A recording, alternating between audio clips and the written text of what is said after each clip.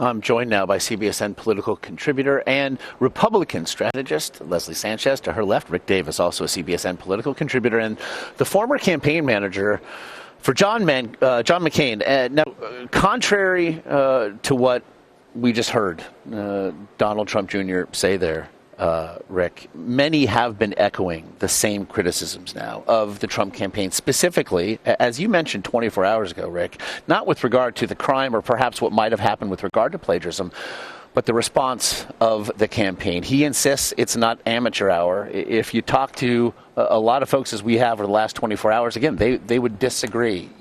You were in Paul Manafort's position just 8 years ago. What would you have done differently?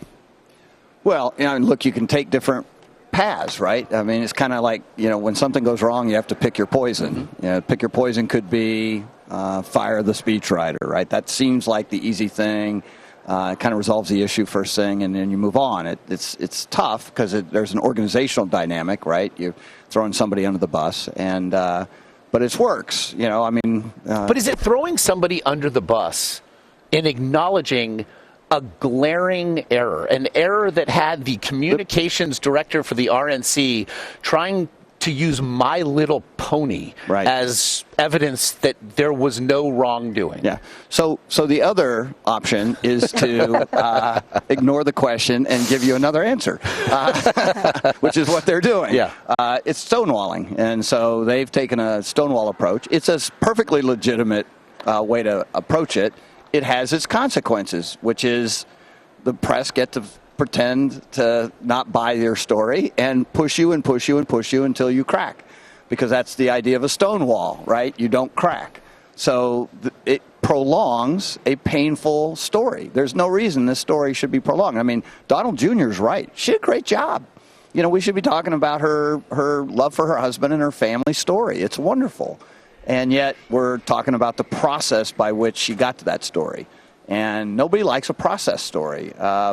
So I don't know. I mean, everyone always second guesses the decisions. They've made a decision, right? No matter what is said at this point, this decision is made. They're stonewalling this issue. They're not going to talk about it. They're not going to take, quote, corrective action.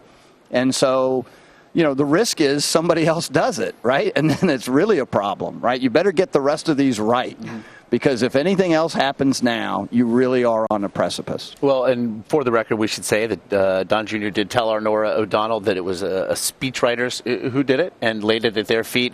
We have heard from the two speechwriters who sent an early draft. They said the speech delivered bore little resemblance, they said, to it, and that's where it exists now. But to your point, it is still a question over 24 hours later. Leslie, to you then, Paul Ryan delivers a speech last night, focused largely on a party agenda, not surprisingly, perhaps then on Donald Trump. He said, and I'm going to quote, "Only with Donald Trump and Mike Pence do we have a chance at a better way," end quote. It was one of the few times we heard the candidate's name used by any party establishment speaker. But it also echoed a very common theme, that Hillary Clinton is a worse option. She's been the most name-checked politician here at the Republican National Convention thus far. What do you make of it all? Well, she's the consistent unifier of the Republican Party, and they're going to take advantage of that. I think you're exactly right. Most establishment Republicans, a lot of folks who have been on the fence, whether they're in Washington or in the state legislatures, have definitely said, we will support the Republican Party nominee. They do not tie their name directly to Trump, which we talked about extensively.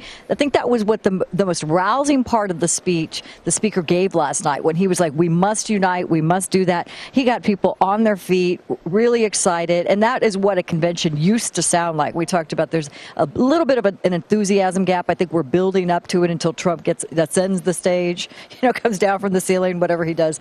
But that is definitely a big part of it, and Hillary is the only other reason they get on their feet. The red meat, though, was dangled last night by Christie. It is fair to say passed over for the VP slot. He delivered a powerful speech, as he's put it, a prosecution of Hillary Clinton and certainly her foreign policy record. I do want to play just a bit of it for you. Since the Justice Department refuses to allow you to render a verdict, I'm going to present the case now on the facts against Hillary Rodham Clinton as a failure for ruining Libya and creating a nest for terrorist activity by ISIS. as an apologist for an al-Qaeda affiliate in Nigeria, resulting in the capture of innocent young women, as an inept negotiator of the worst nuclear arms deal in American history, as a flawed evaluator of dictators and failed strategist who has permitted Russia back in as a major player in the Middle East. In one of her first decisions as Secretary of State, she set up a private email server in her basement in violation of our national security. Let's face the facts. Hillary Clinton cared more about protecting her own secrets than she cared about protecting America's secrets. Rick, to some, it seemed he was still auditioning for the job he did not get. To others, such as a noted anti-Trump representative, Arizona Senator Jeff Flake, he equated what he saw, both in the speech and the chance of lock her up's chance we saw now for a second night last night in a row, to jumping the shark. What did you make of, nevertheless, the most rousing moment of night two? Well, certainly an audition. Attorney General job still open in a new administration. I think similar to Rudy Giuliani's speech the first night of the convention, Christie hit these tones of, as you said, red meat. He riled up the crowd. I think those two speeches are the highlights as far as the floor goes, you know, getting the delegates fired up. And it was, both of them, an indictment on Hillary Clinton.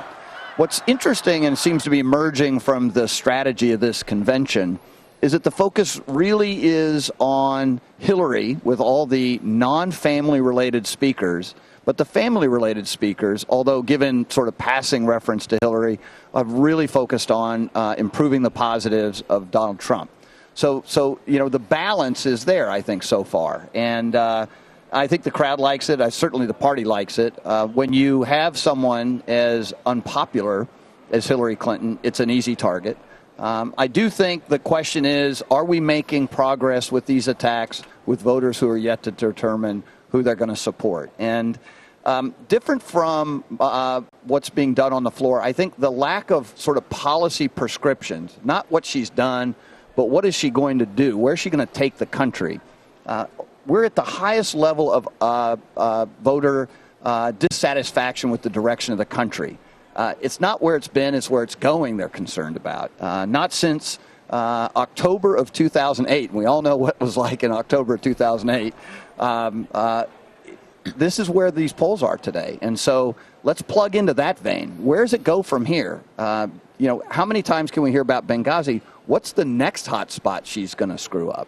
Sitting here with Bob Schieffer, he is asked, watching alongside of him over and over again, when are we going to hear something to be for these delegates down there? So tonight it's Make America First again. It'll be a night that, for the first time, does not feature perhaps a Trump family member as the keynote speech. Instead, it'll be Mike Pence tonight, from whom we will hear. Leslie, do you expect to hear more of the same than that we've heard these first two?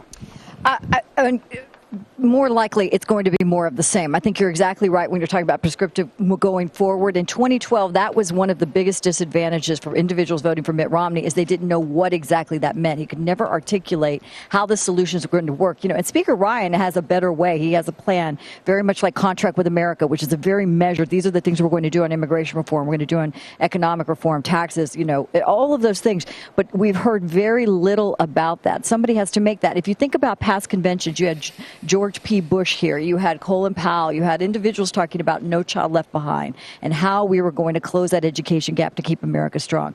You know, health care reform, just different things to take care of our aging parents. None of those conversations that are very kind of kitchen table messages are heard. And so I'm hoping there is a point there that can connect. That is what people are going to say, okay, in a comparison of the two, Hillary Clinton, where you know you have a measured establishment response, may not like her, but you know what you get. Donald Trump, you're not quite sure, but at least he can give them something to grab onto. I would say we got a little bit of glimpse of Pence's speech for tonight, yesterday morning, when he gave a speech to the American Conservative Union. It was billed originally as just a reception. Next thing you know, there are chairs, there's a podium, there's a teleprompter. Surprise arrival by Governor Pence. And he focused on economy. He talked about the miracle of tax cuts and the benefit of job creation that he's had in Indiana. I think we're going to hear a lot about that tonight. I think sort of a softer tone toward Hillary Clinton, although, you know, attack. but a balanced approach where he talked a lot about what has worked for the Republican orthodoxy on economic issues and trying to regain some of that ground. It would certainly be a new approach from the first two nights we have seen here. Rick Davis and Leslie Sanchez, I know you'll be alongside before it all. We thank you for your time this morning. Thank you.